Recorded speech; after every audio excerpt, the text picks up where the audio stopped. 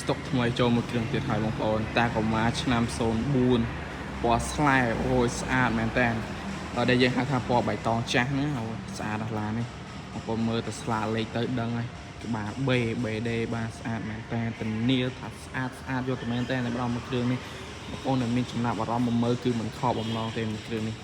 អូស្អាតណាស់តាមពីមុខដល់ក្រោយពីជើងដល់ក្បាលយំទៅមកជុំស្អាតទាំងអស់តែម្ដងសំបីតែកង់គេក៏នៅ 90% ដែរបងប្អូនយ៉ាន់ស៊ីនកែមផងឲ្យដាក់លេងហើយស្រាប់ឈ្នន់អីមកឆ្ងាញ់តែម្ដងសំបីតែត្រឡប់ទៅចប់ក៏យើងលេងហើយស្រាប់ដែរអញ្ចឹងបងប្អូនមានតម្រូវការរថយន្ត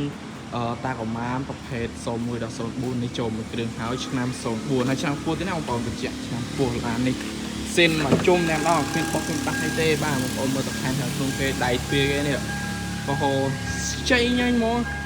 ឃើញឲ្យចាប់អារម្មណ៍តែម្ដងឡាននេះមើលតាប់ឡូមើលតាមនេះគេវ៉ាវថ្មីមែនទេបងប្អូនស្បែកពុកក៏នៅសិនដែរស្បែកពុកសិនមិនតាន់ដេថ្មីអីទេហើយក៏គ្មានលហែកមកកន្លែងណាដែរបងប្អូនមើលចុះ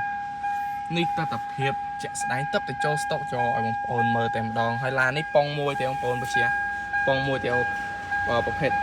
លេខអូតូប៉ុងមួយបាទស្អាតណាស់ឡាននេះបងប្អូនមានតម្រូវការមកមិនខកបំណងទេបាទហើយមកទ្វារគេសឹបតែម្ដងទឹកថ្នាំវិញមកឆ្ងាយតែម្ដងបានជួតិចតួចកាងមកកាងក្រោយធានាឡាននេះអត់បុកអត់ប៉ះបងប្អូនមើលចុះដៃទ្វារទាំង4គឺស្អាតទាំង4តែម្ដង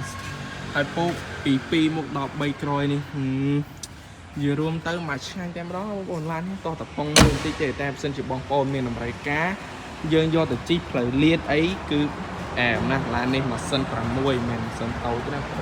ម៉ាស៊ីន6ពណ៌ឡែតម្លៃទុនតម្លៃធូចាប់អារម្មណ៍អាចតាក់ទងមកបានតាមលេខទូរស័ព្ទនៅលើអេក្រង់នឹងផ្ទាល់បាទអូយ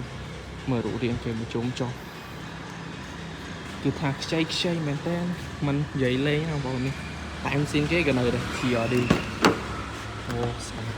វាអីបើមកផ្លឹបដល់ទៅផ្លឹបមានលន់កាត់ក្រាំងលឺដៃអីទេអត់ទេមើលចុះ